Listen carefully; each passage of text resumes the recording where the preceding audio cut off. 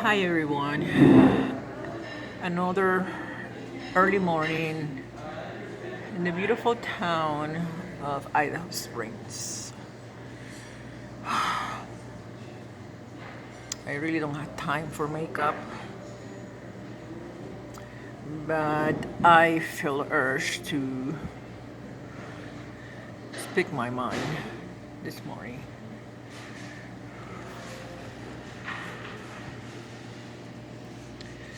As I don't even know where to start, but anyway, I just want to start this way. I was younger, full of life, and I was a believer in good things. Back in the early 2000s, after the New York thing, I ran through all the Colorado, Denver, Colorado system of laws. I am originally from Panama, and I was vandalized and threw down the stairs, iron stairs, in 2003. I think it was. Yeah, approximately. Yeah. I have a young man come to my door saying that he was selling the newspapers for deals like yearly for so much, this and that. He even had a tag in here. So it was easy to believe. He assaulted me at noon in my own apartment. He was knocking on the door. I was in the morning sleeping. And finally, I opened the door at noon. He came several times. He attacked me and took my purse with $2,000 in gold coins and some other documents. As he did that, I opened the door. He assaulted me. I tried to grab my purse, and he dragged me down the stairs. There was an elevator, but he ran through the stairs.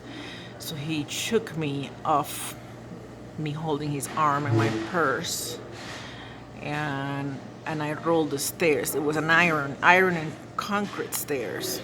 So I cracked my rib and dislocated my foot, cracked my foot. So I was practically, he left me almost handicapped. The police came as neighbors call, and I was taken to the hospital. The police never found this man. One of the neighbors ran after him, running after him. His name was Chuck Moon. Chuck Moon was watching from the balcony, and he tried to follow him, but the guy ran really fast, and I think he got in a car, so he disappeared. Anyway, the reason I'm talking about this is because it was in those times when I tried to seek help from the Colorado system. I have married, my brother came after that, and I married a neighbor who was a man, long-time man from the armed forces.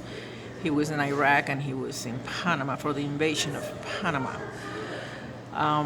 The marriage was never consummated, never had any sex with him, as his brother warned me not to. So he was like an emergency marriage. I did it under distress, and he was drunk, so it should be annulated or something. But I thought I didn't know him very well, so I tried to build a friendship with him. He was already my husband, but there was no intimate relationship, not even kisses, nothing. I just had met the guy. I ran to a marriage because I was scared of what happened to me, and I had no protection. So I moved to Central City, and in those times, I met a man by the name of Christopher. He was just a friend. He found me a job in Central City, Bonanza. And the same year, he got shot with a rifle. It blew his brains off. So I was going through all this stuff. I was anyway. Going back to my own case, I was trying to seek help from the system. Um, Federal help. I went through all the offices that the guy I'm married to tramitate things like getting your social security number and all this kind of stuff. And I was having already breast problems. I have breast problems. I had an biopsy, and they found 7 chips in my right breast. 7 chips. I don't know what they were. The doctor thought it was cancer, but it was not cancer. But I still have a tumor in there. So in the middle of trying to get all my legal papers done, I never was helped. I was just thrown from one office to another like a ping pong ball, like a tennis ball. I was not paying attention to. I was not important. I was just tossed through and fro. I was not helped by the system, and I tried for several months. And it's just like the people that were behind the office's chairs knew who I was. I just was not able to get any help from them. So I gave up. And this is a trauma. And this is not the only thing. It was just a trauma that left imprinted in me. It's been so many years. That was in 2003, so we're talking about a lot of years. After that, I tried some other stuff, and I was never able to get help. I got real strange attorneys. I never forget one attorney in Tulsa, Oklahoma, that actually treated me so badly that I left the office crying. He didn't believe what I was saying. He did not believe at all. He just didn't want to believe it.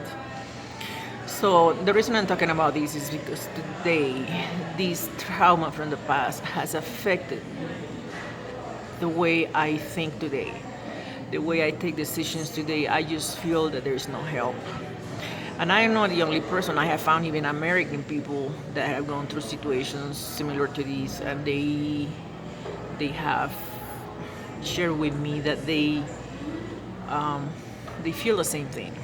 It's just like you give up, and then time goes by. Why you haven't solved your problem? Why you haven't solved this legal problem? Why you haven't solved this? Because you waste time. I wasted a month back then in 2003.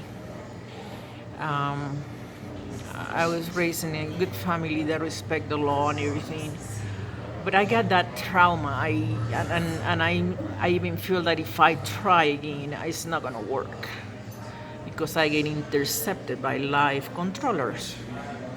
And those life controllers sometimes, unfortunately, they are behind chairs of federal offices. I gotta stop here and make another tape because it's getting too long. It would not upload. Watch my next tape, number 2.